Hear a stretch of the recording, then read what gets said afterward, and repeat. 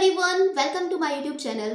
तो बच्चों, आज हम सॉल्व करने वाले हैं आपके बोर्ड एग्जाम में पूछे जाने वाले बहुत ही ज्यादा इंपॉर्टेंट क्वेश्चंस को, जो कि आपके बोर्ड में हर बार पूछे ही जाते हैं। आपके बोर्ड के बेसिस पे बहुत ही ज्यादा इंपॉर्टेंट क्वेश्चन है। तो आइए स्टार्ट करते हैं। सबसे पहला क्वेश्चन क्या है? In some plant, anthers and stigma grow and mature at same time. This phenomena is called, मतलब कि कुछ पौधों में पराग कोश और वर्तिकाग्र एक ही समय में बढ़ते हैं और परिपक्व होते हैं। तो इस घटना को क्या कहते हैं? तो आंसर क्या होगा आपका? ए है होमोगैमी, या सिंगैमी, एलोगैमी, या फिर फ्यूजन।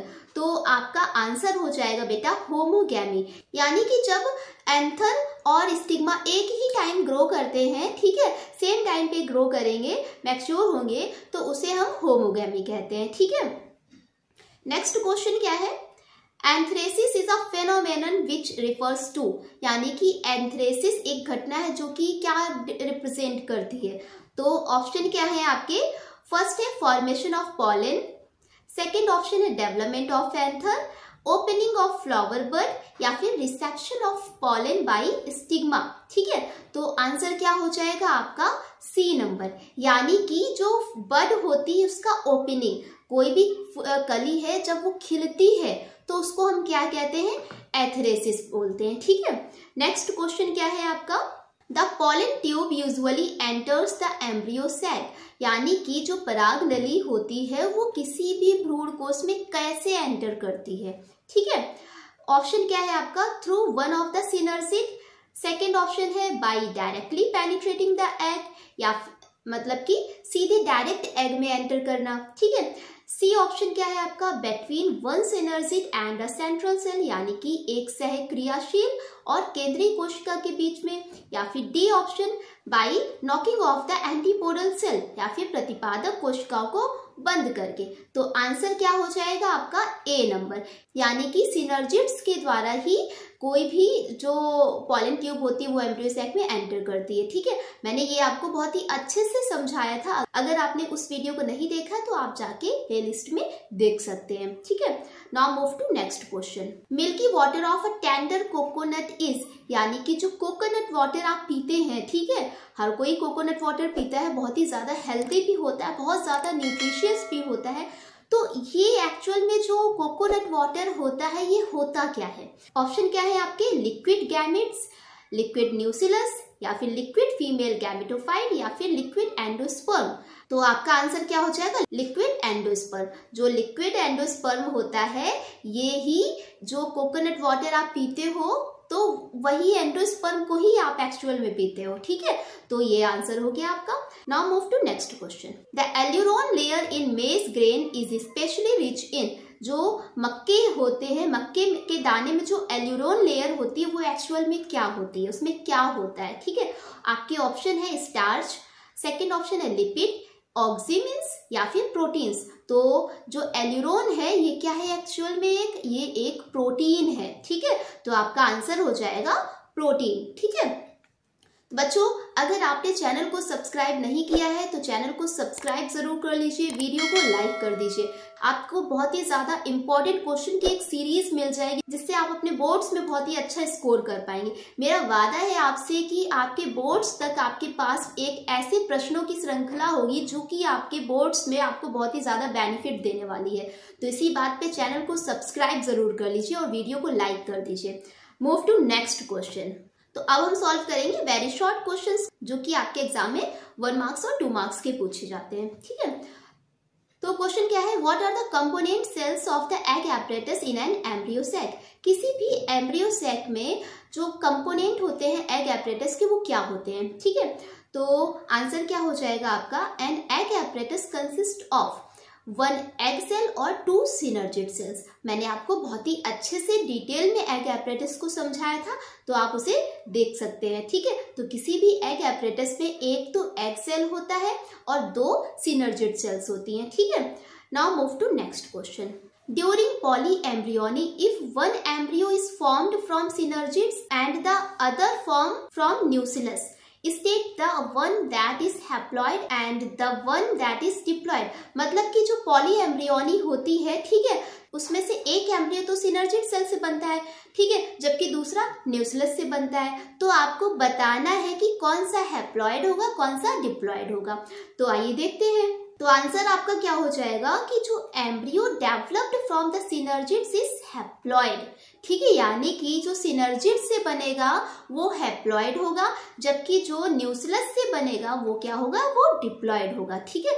इस क्वेश्चन को आप 5 स्टार मार्क कर लीजिए, आपका बहुत ही ज्यादा इंपॉर्टेंट क्वेश्चन है, ठीक है। Now move to next question. Which is a triploid tissue? How is the condition achieved in a fertilized ovule? यानी कि ट्रिप्लॉइड टिश्यू क्या होता है, ठीक है, किसी भी निषेचित बीजांड में यह स्थिति कैसे प्राप्त होती है, तो इसको हमें आंसर करना है, ठीक है। तो आंसर क्या हो जाएगा आपका, the endosperm is a triploid tissue in an fertilised ovule, triple fusion leading to the fusion of 1 male gamete and 2 haploid polar nuclei form the triploid tissue. यानी कि भ्रूण कोश में एक निषेचित बीजांड एक त्रिगुणित ऊतक होता है, और इस ट्रिप्लॉइड फ्यूजन से क्या है कि एक नर युग्मक यानी एक मेल गैमीट और 2 हैप्लॉइड पोलर न्यूक्लियाई बनते हैं, ठीक है, और इससे क्या बनता है, एक ट्रिप्लॉइड टिश्यू बन जाता है, ठीक। तो ये हो गया आपका ट्रिप्लॉइड टिश्यू के बारे में। Now move to next question. Next question क्या कह रहा है कि what are the stages of post fertilisation in plants.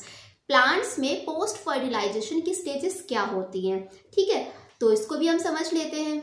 In all flowering plants the post fertilisation is a critical stage which occurs after the double fertilization and includes the series of steps।